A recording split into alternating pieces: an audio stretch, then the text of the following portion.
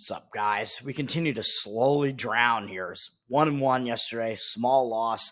Had a win on the Detroit Tigers. I wound up getting some confirmation that some professionals that I follow were on the same side as me on that one. Some of them played it a little bit differently, but that was good. I was like, all right, I think my thinking is probably good on that one. And then the total that I was on, that just was not good. Cole Reagans had one bad inning, and then Yilbert Diaz just really did not do well in that game. Surprisingly bad. Let's move on to today. This is a weird card today, really, for Major League Baseball because it's a full Tuesday baseball card, but like half of the games don't have lines yet, and some of them don't have the starting pitching matchup decided yet. Looking at pregame screen, I think some of their card, like some of their screen here as far as like what the odds are, some of what they have on the board is also maybe not totally up to date, but I'm going to two plays today, and again, it's one side, one total. The first one up is going to be a side on the Toronto Blue Jays. I'm going to take this one, even though it looks like the line may have ticked down a little bit on the Blue Jays. It's hard to tell because I'm seeing on Action Network, at least because pregame doesn't have any numbers on this at all. Action Network looks like the Blue Jays were opened at minus 162, and now they're down to minus 155 as a money line favorite. I'm not so sure about that, but it is in that range where I would say you're going to want to do one of those split bets that I talk about, where you split half the bet on the run line and half the bet on the money line, or you could go find like a -1 run line at DraftKings and you'll pay a price that's like in between those two prices. But I like to shop around more and find the split bet because you can play the -1.5 run line at one book and play the money line at another book and get the best number that you can across like several books instead of just having to play the -1 run line at one specific book that's giving it to you. And of course, my camera continues to go out of focus today. This is a great morning after a great 1-1 slight loss last night. Toronto Blue Jays, you can get -1.5 run line at +130 right now, it looks like, and -155 on the money line. So that is what I'm doing. I'm doing half of the bet on each of those. I don't even see the market percentages yet, so I don't know where the market percentages are going to be on this, but this is a situational play. You have a situation where Toronto was off yesterday and they're not traveling. They stayed at home, and they last played 2 days ago at home against the Detroit Tigers, and they avoided getting swept by the Detroit Tigers. So I like that because they had not won yet out of the All-Star break. They're on the verge of getting swept, and they won. So I think that's good as far as like that's going to maybe give them a little bit of momentum coming into this game, give them a little confidence after they did not really have any playing poorly coming out of the All-Star break. Finally, they get a win, so that kind of gets that monkey off their back. So I like that aspect of it. Coming into this game against Tampa Bay. And Tampa Bay, they played yesterday, man, even though they did get crushed by the Yankees. They finished a 4-game series against the Yankees that they swept. They were on the verge of potentially being able to win the series against the Yankees. So anytime you play the Yankees, that's a huge series, man. Playing Toronto, maybe not so much, as Toronto's in last place in this division, even though, like I said, they do have some talent on this Toronto team, especially on the offensive side of things. It just has not come together at all. So Tampa Bay, they could be in a little bit of a maybe hangover type of spot coming off a long 4-game series against the Yankees and having played yesterday while Toronto was off. So even though Tampa only used a couple of their relievers yesterday, 2 relievers, they still had to play yesterday, whereas Toronto was off, and Tampa has to travel from New York to Toronto, so a little bit of travel there as well. So I think that puts Tampa in the worst scheduling spot here, and I think there's a huge starting pitching mismatch here as well. As far as the bullpens are concerned, I mean, Tampa used a couple of their relievers, like I said. Toronto didn't use any of theirs, so I think that kind of eliminates any maybe edge that Tampa might have in the bullpen, maybe, but neither of these bullpens are really that good. I don't think so. I am going to play this full game, of course, because you kind of have to when you're playing a run line anyway, but it has to do with everything about this, the situation, the rest spot here, the scheduling spot, obviously, and and how much rest each team has, obviously, and the starting pitching matchup. This doesn't look good for Tampa Bay, man, because really you have a guy who's not really a legitimate starter for Tampa. No offense to him. Sean Armstrong up against Jose Barrios, who is a legit starter for Toronto, and I think he's coming off a bad start. I'll talk about him in a minute. So Sean Armstrong pitching for Tampa. He's a guy who he's really just an opener. he has not pitched more than, I think, 2 innings in any appearance this season. So he's been making some appearances out of the bullpen. He's made some opener type of starts. So he's a guy who comes in. Tampa uses him as an opener, so they haven't pitched like 1 or 2 innings, and then they have to go right to the bullpen. So it's just a complete wild card, basically. So you're not going to get a deep outing off of Sean Armstrong or out of Sean Armstrong, who's a 33-year-old. And his numbers, even though he's only pitching short stints whenever he pitches, his numbers are still bad this year. 5.91 ERA, 1.64 whip. None of that is very good. I don't think you have to really overanalyze him because he's not going to be in the game very long, but his stats are bad. So even when he's in there, you might not get that great of an outing out of him. He's got a 45 to 18 strikeout walk ratio, 52 hits allowed, and 42 2/3 innings pitched. So his strikeout rate is actually okay, which you tend to get a little bit of a better strikeout rate when you have a guy that only pitches like 1 or 2 innings per appearance, because he's going to be throwing his hardest stuff when he's out there, and then he gets taken out before he really tires or anything like that. But the amount of hits he's allowed is really bad. The number of walks is a little bit high too. Nothing really great about that. I mean, his whip is really high. He's putting more than 1.5 base runners on per inning, and up against Toronto's hitters in his history, he has not done well either. We have a 37 at-bat sample size. Toronto's hitters are 17 for 37 off him lifetime with 3 doubles. No other extra base hits, but 11 RBIs, a 7-6 strikeout walk ratio. It's a 459 batting average for Toronto's hitters against him and a 1,075 OPS. So Armstrong has not done well when he's been in there historically against Toronto's hitters either. So I think that Tampa is at a disadvantage here, man. And then, like I said, once Armstrong's out of there, you're getting into the bullpen. Tampa's bullpen isn't that great, and I don't know what you're going to expect. The bullpen has to get extended in this game. I think that's a bad situation. Whereas on the other side, you got Jose Barrios pitching for Toronto, and he, like I said, is a staple of the rotation at least. He's at least a proven starter. He's been around for a while. He's actually younger than Armstrong, still at 30 years old.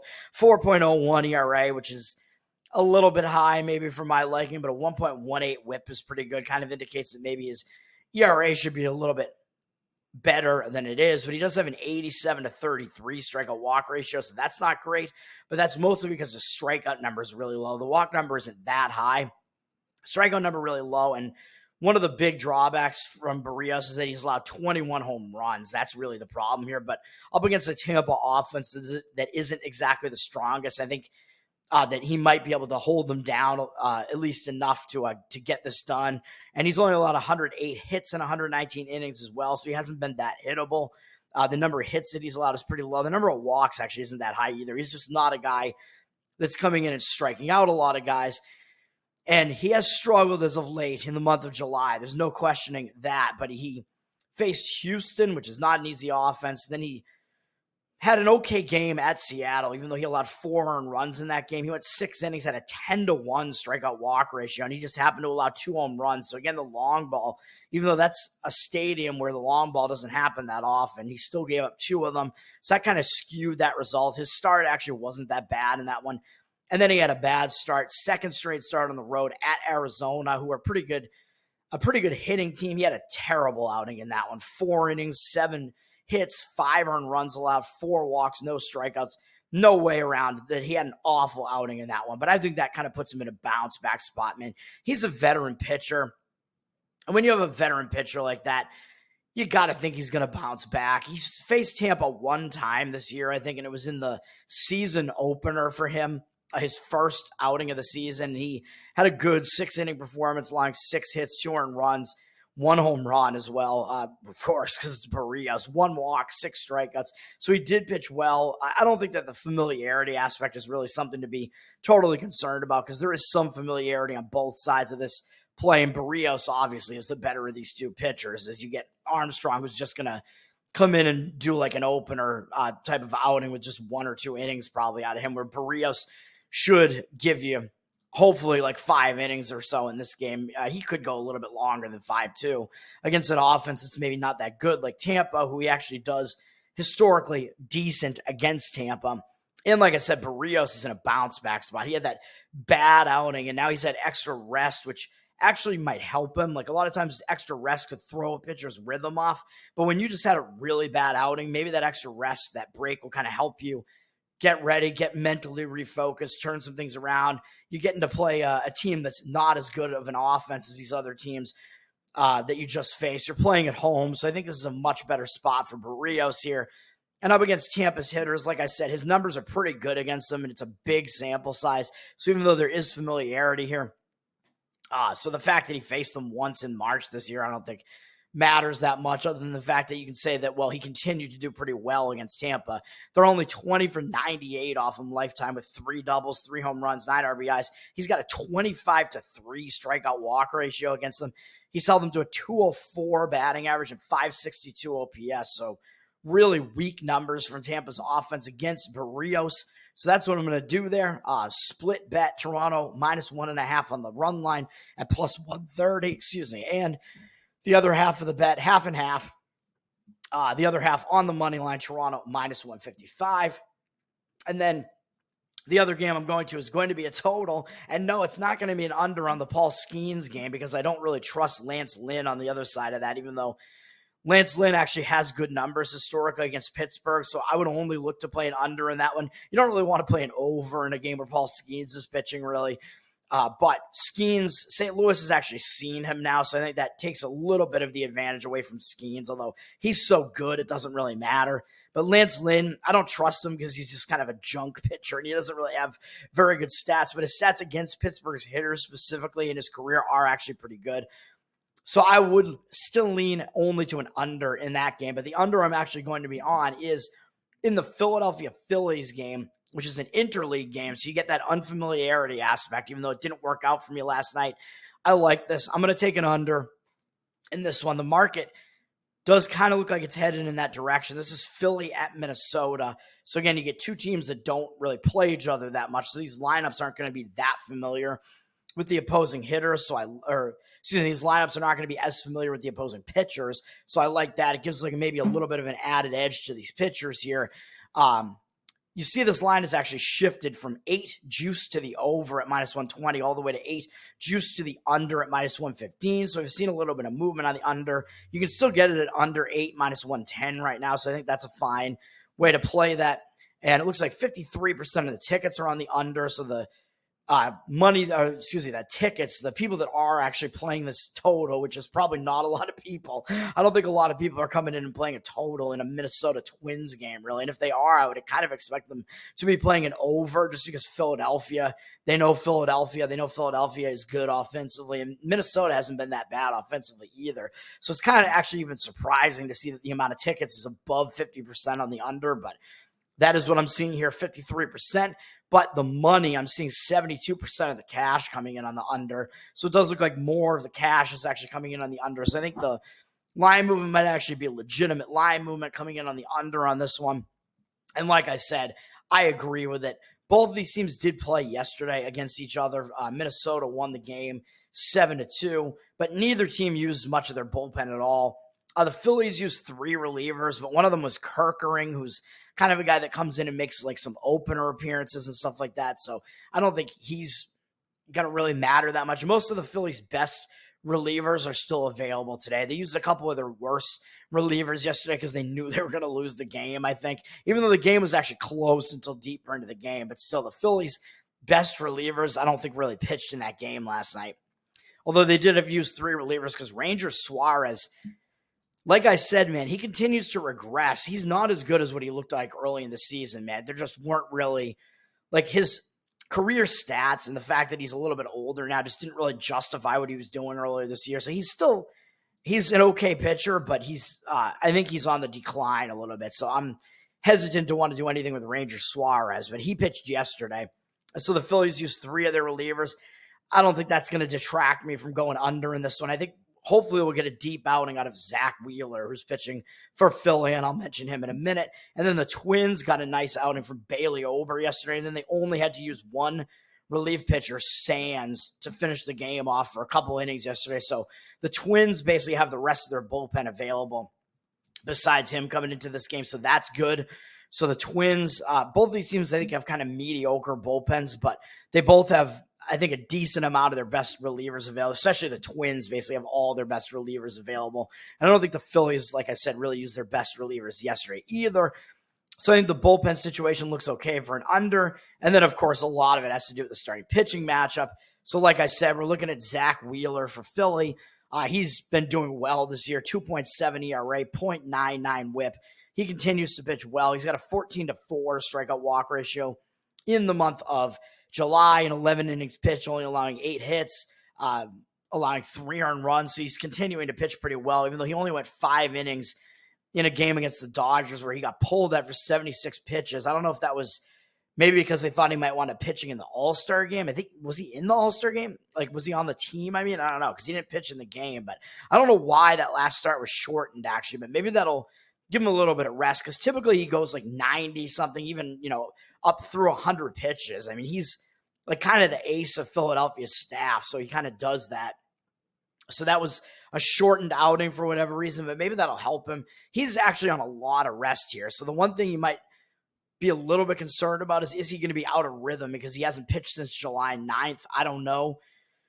But actually, I'm wondering if maybe he even like got pulled because maybe he had like a slight injury or something like that. And that's why he got pulled early in that game and hasn't pitched since. I don't know, because he was pitching decently against the Dodgers and his pitch count wasn't that high. So I don't know what to think about that. But Wheeler, I mean, he's had like basically 2 bad outings this year. And other than those 2 bad outings at Miami, which was kind of inexplicable, maybe he just wasn't focused, and at Baltimore. Other than that, he's pitched really well. He's allowed 4 or fewer earned runs in all of his other starts. He only allowed 4 in one game at home against Pittsburgh, I think. And other than that, he's allowed 3 or fewer earned runs in every game. He's been dealing it. He's got 126 strikeouts and 35 walks, 81 hits allowed, and 116 and 2/3 innings pitched. So he has not allowed many hits at all. His walk number is reasonably low as well, pretty low, and a good strikeout walk ratio with a high strikeout rate. Even though he's 34 years old now, he's still dealing it. He's pitching really well. And up against Minnesota. Minnesota does not have much of a track record against him, and he's done okay against him. His stats are actually only mediocre against Minnesota, but he is still a good pitcher.